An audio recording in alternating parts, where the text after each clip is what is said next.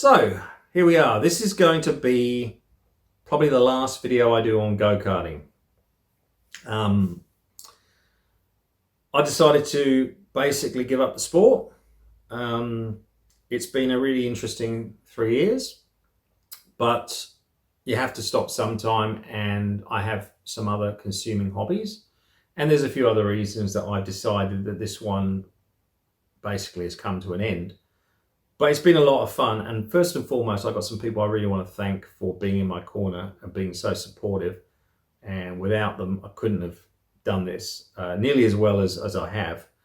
We can always hope for a little bit more success, but really, I probably wouldn't have got what I did get if I didn't have that. In fact, I know I wouldn't have without that support. So first and foremost, I want to thank X-Karts, Extreme Karting Leisure, Greg and Christian Cowie for giving me a lot of good support, advice, and help with the equipment in order for me to be able to drive at a solid level. And also doing some repairs along the way. And yeah, it's been a fantastic experience. I've really been very proud to drive with X-Karts on the side of the car. And I'm sure I'll continue to go down there with some family members and friends and just have a drive, maybe at a social night, things like that. And yeah, thank you very much. Also, of course, they put me in contact with the next person I've got to thank, which is Craig Denton, TD Racing. Craig has got to be probably the hardest working person in karting that I've ever met. He's literally away every weekend, or well, if he isn't, he's away a lot of weekends helping other drivers and working on their karts and things like that. And he himself has competed at a very, very elite level. So I got the opportunity for this great advice in my corner, which I never had when I was a kid. So, it was such a contrast, and I'm very grateful, and he's a real gentleman as well. So massive thanks to Craig. It's been a real privilege to drive on your team. There's a few people who I haven't pitted with who've also been massively helpful. Ian Williams at Kart Sport Meets, didn't have to, but you've really helped me at times where I thought I was going to be putting the cart back in the trailer. Banged out a few things, straightened them up, and I was back on the road. And at sometimes I've managed to get some real surprise results where I thought I was basically done for the day. So that was a massive surprise, and I appreciate everything you do for karting. And then there's people like Tim Murphy, who've been instrumental in setting up our category, our class 4SS in South Australia. Without this, we wouldn't have this more budget class. So yeah, appreciate everything you do there. I know how hard it is to set up a class in a sport, because I tried to do it in windsurfing years ago, and I was not that successful at it. So it takes a lot of perseverance. And as to other drivers, I've enjoyed driving against everyone out there. In particular, I think some of the heavy drivers that have been, very solid, and had a few laughs with as well. And obviously Tim Murphy, you're one of them. Daniel Bowden, and my old sparring partner Blake Dewey, and James Place. I think in particular they're probably the ones I'll remember the most. But there's a whole heap of other ones I've had exchanges with on the track and good conversations with in the paddock. So yeah, thanks for the great memories, and I'll probably come down and still have a check what you guys are doing from time to time, and have a bit of a chat. On to the reasons why we made this decision. It comes a time when you guys just weigh up the pros and the cons and the cost benefit analysis of what's going on. So there's a cost to motorsport, and karting is not cheap, and that's the first thing, the actual financial cost. So I kind of worked out that if I wanted to move forward, I would probably have to spend quite a bit of, extra money, investing in some, maybe more up-to-date equipment to keep going forward. And there's just the general grind of going through tyres and things like that, and repairs. Every time you have an accident, it gets expensive, of course. And then there's the cost to your time. I think if you're going to be successful in a sport, you've got to basically be racing whenever you can, and you've got to be practicing whenever you're not racing. You've got to be out there sometimes every weekend, 2 days a weekend. That's what the really good drivers do when you start talking about tenths and hundredths of a second. And I think as a junior, when I used to race, I would have been more than happy to do that. It was never enough for me. I always wanted to be back on the track. And I still have this unbelievable enjoyment from driving racing cars. But as for, doing it every weekend, 2 days a week, and in the garage quite often at night, I think I'm no longer prepared to do that. So that's another cost that, I had to weigh up. Of course, I got this other really consuming sport, competitive windsurfing, and I weighed it up. I like the longer races in sailing. Sprint karting is just that. It's fast and furious, and it's over with most of the time, very quickly. And I decided that I'm going to focus on one or the other, and it ended up being that I thought I'd pick windsurfing. And so that's what we're going to do for a while. We're going to see how well we can do on the board. Other than that, there's other little things that happen when you start getting older. A few little wear and tear issues on the neck that I found out about recently. It's always a bit of a consideration. Karting can be fairly physically brutal. I won't lie, there's a couple of things with the sport, some of the politics about it that perhaps were not a consideration years ago. And you weigh that up, and you weigh some of the red tape up in other sports and go, well, which one serves me better? And again, that's a little bit of a factor as well. But yeah, cost and benefit, it's just come to an end.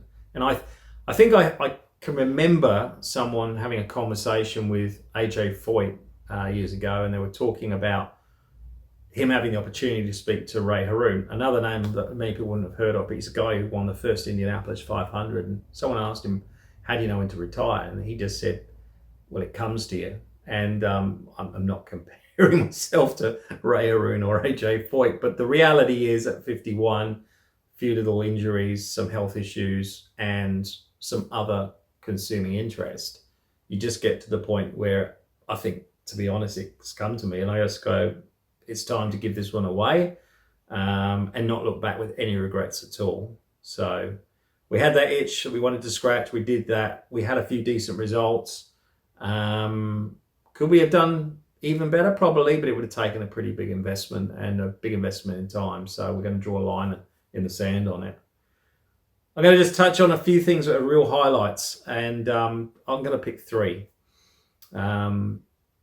Three positive ones. So the first one has to be like the first heat win. Now, I never came away with like an event win, but I did win 3 heats in lesser meets. And the first one was in the wet at Barossa. And there were some pretty decent drivers out there, and we had some massive pace. And this was in the first year.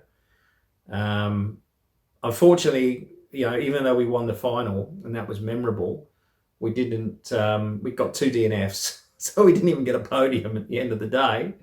One of them happened after we'd taken the lead for the first time in a race ever. And actually, I've got this photo, which I kind of value, where the photographer captured that moment of taking the lead for the first time in an event in these atrocious conditions. And what he didn't capture is 2 corners later, I got taken off the track. So it's just one of those things. But it was a memorable day. It was cold and miserable, but we did win the final, and we had some massive pace. So that was memorable.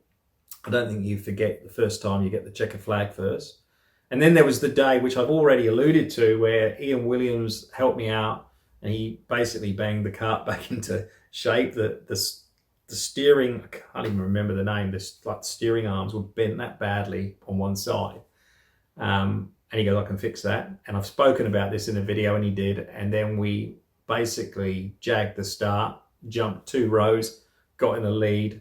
And in the heavy section, we basically won the next 2 races, and we were a contender in the final, and managed to come away with a 2nd overall. So that was massively memorable. And the last thing I have to talk about is this Joey here, which is a ridiculously sized large trophy, but you'll notice it says 2nd and not 1st. So this is for the Enduro last year, which we have not talked about before. I did not put a camera on the car. I have some regrets about not putting a camera on it, because it was a very memorable day. But Kane Gerrits, who I've known since the start of this journey through X-Karts, was my co-driver, and he's a pretty slippery driver. He's pretty quick, and he was a great person to drive with. And not just on the day, but I decided that I'd go into this very last moment, and Kane jumped on board, and we went out and were practicing the weekend before. But I only entered probably a few days before that. Up to then, I didn't think I was going to do it. And we went out and we practiced, and we, quickly got up to speed together, and then also changed the gearing to the gearing that would be the best compromise for us, which was unfortunately a lower gearing, but it did work for us overall. But there was some disadvantages on the straight, which is the easiest place to overtake. But anyway, out we went. We lost our qualifying time through a weight issue, which I still was scratching my heads about, because we were overweight, and then the scale all of a sudden put us underweight when I took some weight off. So we lost that time, and we had to start from the back of the grid. But I was feeling pretty good about it. I think both of us were. I went up to him before the race, and he's sitting, because he was the starting driver, with his helmet. I said, I think we can win this in the heavies anyway. And out we went, and we had one of those moments where we had a little bit of luck at the start, because half the heavies basically were involved in various accidents and got taken out. And we went from the back of the heavies pretty much, if we weren't at the front by then, we were very close to it. And we just didn't make a mistake, not a major mistake, that is, all day. We nailed our pit stops, absolutely nailed them. Unfortunately, in the last stint, which was me, it's on me, I had a really fast James Place behind me. I think it was the driver of the day, to be honest, to give him a lot of credit. And he ate up a big lead, and I got stuck in traffic with back markers, and he ploughed through, and then we got to less than a minute to the end of the event, and flies down the inside going into Tyson's, which is, a left-hander. I didn't give him a whole lot of room and tried to hold the position. We're banging wheels, black marks on both the cars.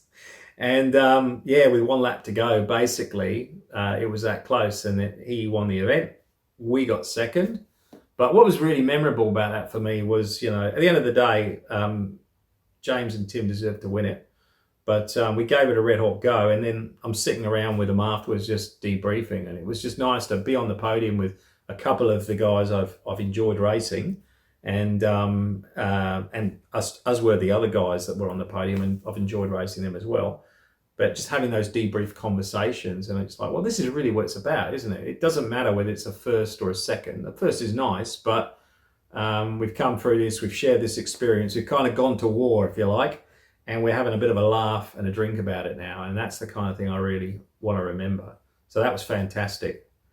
And I will now hand the car on to another member of the team who's going to no doubt do really well. And I'm going to move on to focusing on other things, some more outdoor stuff, no doubt. But as far as sport goes, I'm going to really try and get my act together with competitive windsurfing. And we didn't do much this year. We didn't do nearly as much as I was planning on it, but next year I'm hoping to have a really full season of it. So stay tuned for that. For everyone out there continuing with karting, all the best. Stay safe. And no doubt I will see you from time to time at the track when I drop in and have a watch and have a chat.